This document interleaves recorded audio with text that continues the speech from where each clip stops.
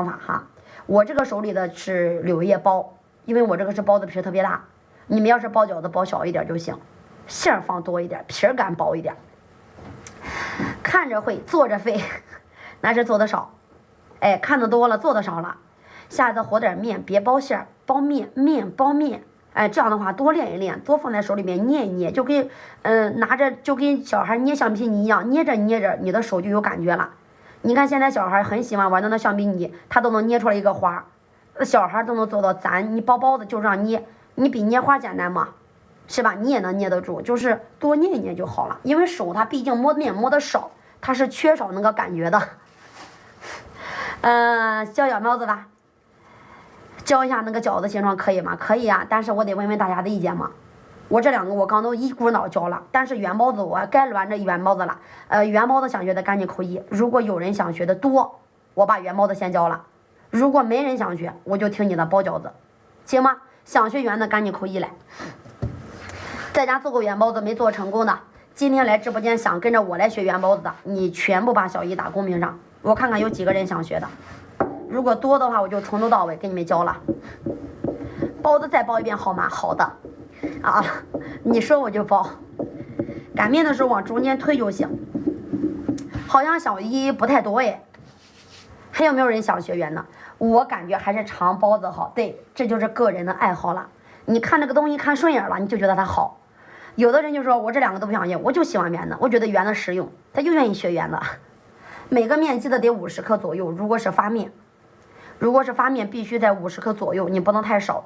太少的话，你这个面记得可能一擀太薄就发不起来了。拌馅儿想学，馅儿今天没有，你怎么找我都买不到馅儿。我这馅儿是昨天拌好的。你要是我每天下午直播的时候能买得到馅儿，我现场教你们拌一拌。人家现在做生意都没开门呢，这个点儿。圆的好看是吧？好嘞。圆包子，扣了1的哥姐妹，我看了一下，还是新人多一点是吧？都是第一次来的多。你们在家都做过包子吧？应该，可能就是没做好。包之前第一步，咱俩先配合一下，我负责帮你把问题找到，你负责给我回复你的问题出在哪里。接下来我教得快，你学得快，好不好？来看我的手，2个手指头躺在面上，拽着面捏包子的有很多人，大多数在家是这个方法在包包子，对不对？记住，你这个方法捏包子会出问题。第一个，面扯烂了。转了一圈，口子没法收，露馅了，有出现过的你扣1，这是第一个问题，也是这种问题就必须得改，因为它影响到咱的口感了。就是你的包子这一圈的面，任何地方它不能烂，但凡烂了，导致你的包子汤流出来露馅了，你全部扣1，它影响到口感肯定是不对的。